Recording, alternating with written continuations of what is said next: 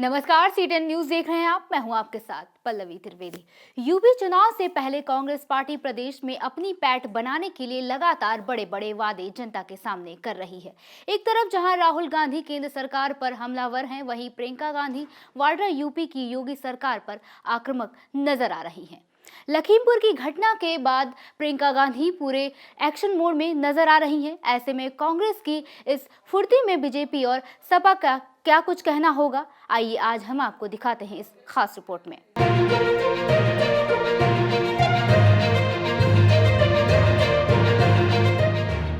चुनाव से पहले कांग्रेस पार्टी ने यूपी की जाति राजनीति से अलग हटकर इस बार जेंडर कार्ड खेला है। यूपी की महिला वोटरों को साधने के लिए कांग्रेस ने 12वीं पास लड़कियों को स्मार्टफोन और ग्रेजुएट पास लड़कियों को स्कूटी देने का ऐलान कर दिया है।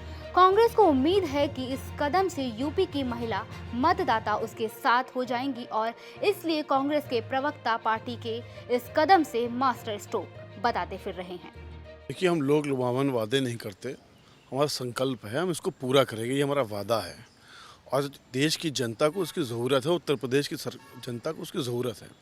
जिस हिसाब से पूरे देश को जनता को भारतीय जनता पार्टी ने पेट्रोल और डीजल के नाम पर लूटा है, जिस तरह से उत्तर प्रदेश अब महिला अपराध में नंबर 1 पे हो गया है, आज समाज के साथ महिलाओं को खड़ा करना है। उसके लिए ज़रूरी है कि महिलाएं कंधे से कंधा मिला के चलें।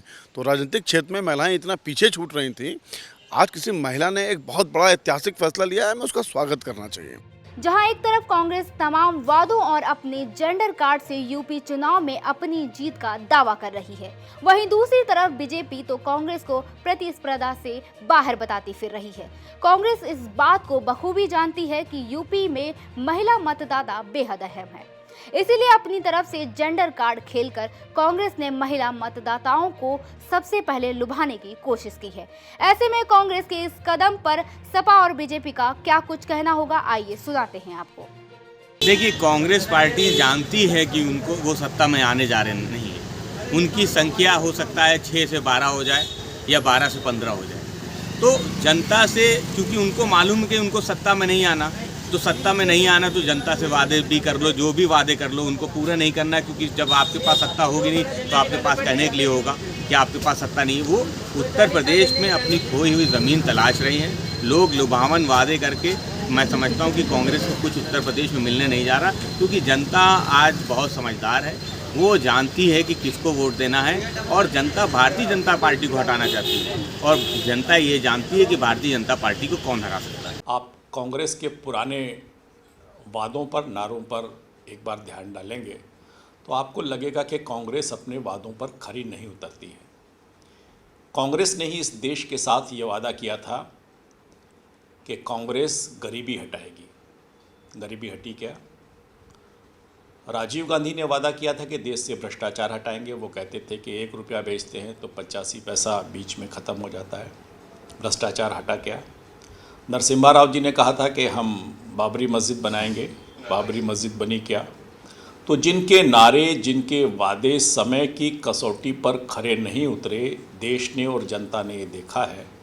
तो मुझे लगता है कि कांग्रेस के ये नए वादे बिल्कुल वैसे ही हैं जैसे कांग्रेस के पुराने वादे रहे हैं। घोषणाओं की झाड़ियों के बीच अब ये देखना अहम होगा कि राजनीति दलों के आरोप प्रत्यारोप के बीच चुनाव के मतदाता किस चुनाव चिन्ह का बटन दबाता है और ये लोक लुभाने वाले वादे कितने काम आते हैं। फिलहाल अभी के लिए बस इतना ही, बाकी खबरों के लिए बने रहें सीटेन न्यूज के साथ। कांग्रेस पार्टी ने लोक लुभावन वादे करना शुरू कर दिया है। लड़कियों के लिए इंटरमीडिएट पास वो स्मार्टफोन देगी और ख़ास तौर पे जो ग्रेजुएट लड़कियां पास होंगी अच्छे नंबरों से, उनको स्कूटी देगी। और तमाम किसानों के वादे भी कांग्रेस पार्टी लेकर आ रही है आगामी 2022 उत्तर प्रदेश इलेक्शन में। देखने वाली बात है लोक लुभावन वादे से कांग्रेस पार्टी को आगामी चुनाव में कितना फ़ायदा होता है या नुकसान होता है। ये कांग्रेस के अस्तित्व का सवाल है। क्या कांग्रेस पार्टी इन लोक लुभावन वादे से अपने अस्तित्व को बचा पाती है कि नहीं बचा पाती है। वीडियो जर्नलिस्ट प्रांशु के साथ रजा अब्बास, लखनऊ, C10।